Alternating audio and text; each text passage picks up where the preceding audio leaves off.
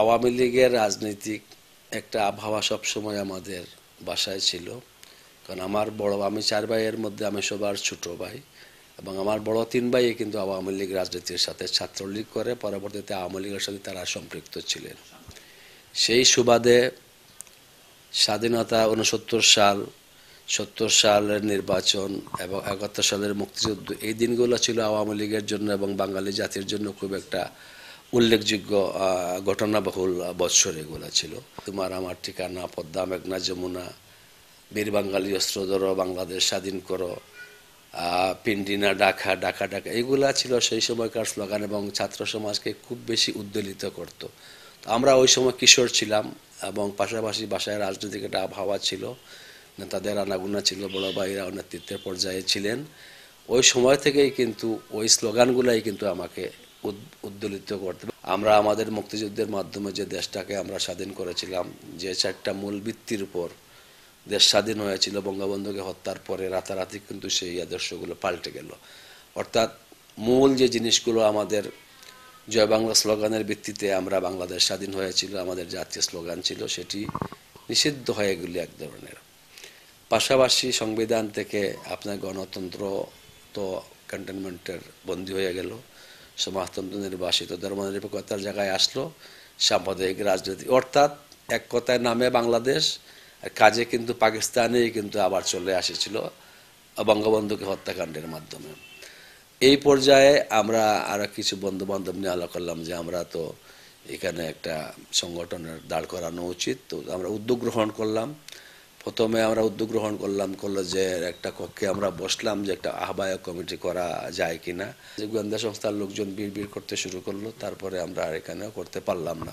এমনি একটা পর্যায়ে কলেজ ছাত্র সংসদের নির্বাচন আসলো, সেটা আমাদের ছাত্রলীগকে গঠন করার জন্য একটা সুবর্ণ সুযোগ ছিল সেটা। এবং সেখানে প্রথম অবস্থায় কিন্তু সরাসরি নির্বাচন ছিল না, শ্রেণী প্রতিনিধিদের মাধ্যমে 2জন করে প্রত্যেক শ্রেণী থেকে বের হয়ে আসবেন পাশ করে, এবং তারা পরবর্তীতে ক্যাবিনেট গঠন করবেন। তো আমরা কৌশলে কিন্তু প্রত্যেকটা শ্রেণীতে আমাদের 2জন যাতে পাশ করে আসতে পারে ছেলে, আমরা ছাত্রলীগ মাইন্ডেড, এবার সিলেক্ট করে আমরা ইলেকশনে এদেরকে দিয়ে দিলাম তোমার শ্রেণী প্রতিনিধি হয়ে আসো।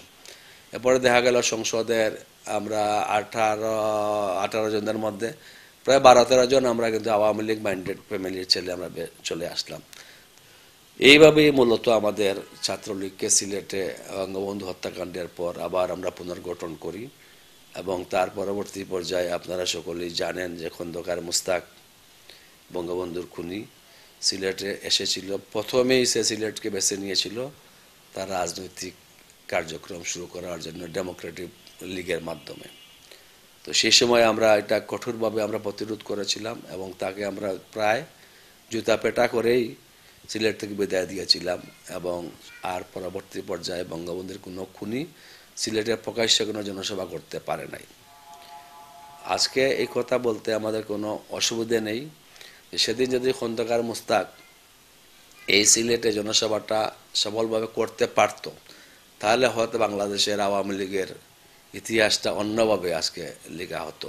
এই প্রতিরোধের পরে কিন্তু বাংলাদেশের যে জায়গায় খন্দকার মুস্তাক যাওয়ার চেষ্টা করেছে, সব জায়গায় কিন্তু প্রতিরোধের সম্মুখীন হয়েছে এবং কোনো সভা করতে পারেনি। এটা কিন্তু শুরুটা আমরা সিলেট থেকে আমরা করে দিয়েছিলাম। তো এইভাবেই ছাত্রলীগ করার পরে আবার সংসদ নির্বাচন তারপর নিয়মিত হতো। আমি এই কলেজ ছাত্র সংসদে ছাত্রলীগের মনোনীত প্রার্থী হিসাবে 4বার অংশগ্রহণ করেছি। ইনশাল্লাহ ছাত্রছাত্রীদের সকলের সরাসরি ভোটের মাধ্যমে আমি বিপি জিএস সহ 4বার আমি এই কলেজ সংসদে নির্বাচিত হয়েছিলাম, যার কারণে এখানে ছাত্রলীগের একটা ঘাঁটি কিন্তু হয়ে গিয়েছিল ছাত্র সংসদকে কেন্দ্র করে। এবং তার পরবর্তী পর্যায়ে আমাদের কলেজ জীবন শেষ হয়েছে, শিক্ষা জীবন শেষ হয়েছে, আমরা আওয়ামী লীগের রাজনীতিতে করেছি।